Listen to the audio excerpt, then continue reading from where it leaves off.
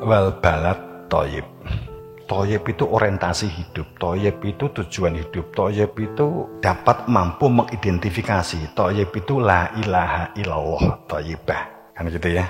Itu thayyib namanya. Jadi thayyib itu dodo atau seseorang yang mengenal Tuhannya, seseorang yang mengenal jati diri manusianya. Wal balad thayyib yakhruju nabatuh. Maka di dalam dadanya itu akan tumbuh, di dalam dadanya itu akan tumbuh perilaku, sifat dan watak, akhlak, pemberdayaan, mengembangkan potensi. Yudasat yakhruju nabatuh bi'idzni rabbih, dalam satu wilayah sistem Tuhan. Wal balad nek dimaknai secara struktur kehidupan sosial, negara yang baik antara yang mimpin dan yang dipimpin pinter ngadili sendiri. Negara yang baik, negara yang punya tujuan, tahu tujuan hidup, ideologinya itu jelas. Kita ini dulunya Pancasila, jelas Pancasila, tapi tidak jelas pemimpinnya iso nguraikan atau tidak, kan iki masalah. Untuk diterjemahkan dalam bentuk realisasi kehidupan, tidak banyak pemimpin yang tahu. Tidak banyak pemimpin yang tahu. Kenapa menengok ke kanan? Kalau dalam kajian kebangsaan biasanya itu menunjukkan dari Sabang Merauke itu lah nengok, kan gitu. Tapi aku yang mendengar saat beliau mengungkap itu.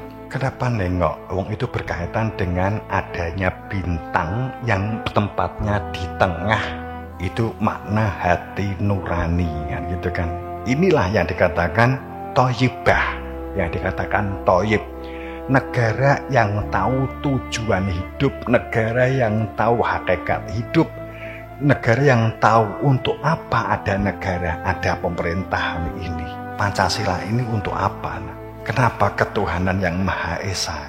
Kita bahas di lain waktu, kita detailkan di lain waktu. Apakah ini pendapat? Bukan, saya tidak berpendapat. Ini dari guru-guru. Karena penjelasan ini bukan dari Pak Karno. Jauh sebelum Pak Karno. Cuman Pak Karno kan diwasiati oleh seseorang yang tidak mau disebut namanya. Siapa ini? Ya kan mungkin sudah saatnya untuk dibuka. Di dalam dialog Siti Adam, itu Pak Karno bilang seseorang yang tidak mau disebut namanya. Karena salah satu kuncinya kan itu. Oke, kita kembali. Negara yang tahu tujuan hidup, negara yang tahu orientasi, yakhruju akan menumbuhkan tanah-tanah yang subur, pemuda-pemuda yang subur, generasi-generasi yang subur dan menyuburkan makmur dan memakmurkan, damai, mendamaikan, yang kreatif, yang inovatif. Inilah makna sebuah bi'idzni rabbih yakhruju nabatuh. Tapi negara yang tidak tahu tujuan, negara yang tidak tahu tentang apa itu thayyib, negara yang tidak tahu la ilaha itu nafi, ilallah itu isbat, negara yang tidak tahu bahwa kehidupan berdunia ini sungguh-sungguh, tapi orientasi kehidupan dari masing-masing setiap penduduk itu dirancang untuk keselamatan kehidupan. Ibadah kembali kepada Allah. Jika tidak diketahui ini, ya rujuk ilana kita, maka akan ditandai kehidupannya itu semakin merana. Banyak PHK, banyak pengangguran, banyak orang kebingungan mencari pekerjaan, benturan, olok-olokan, debat koyo-koyo podo benere, mencari benarnya sendiri. Antar anggota dewan saling menjatuhkan, kritik sana sini, Rocky gerung di sana, Rocky gerung di sana, Rocky gerung di sana, ngelok nih ke sana-sana. Dia biasa ngeritik, kalau kita ngomong kan nggak apa-apa.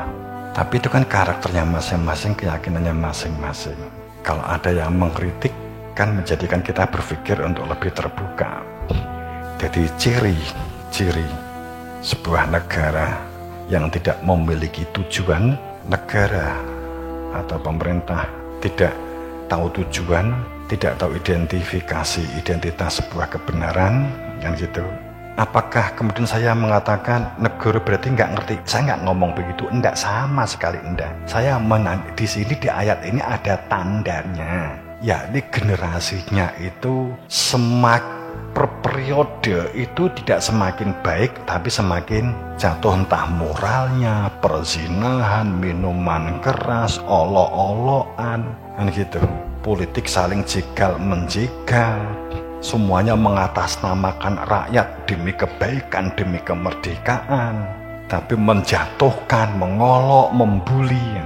Terjadi benturan, nggak mau mengalah.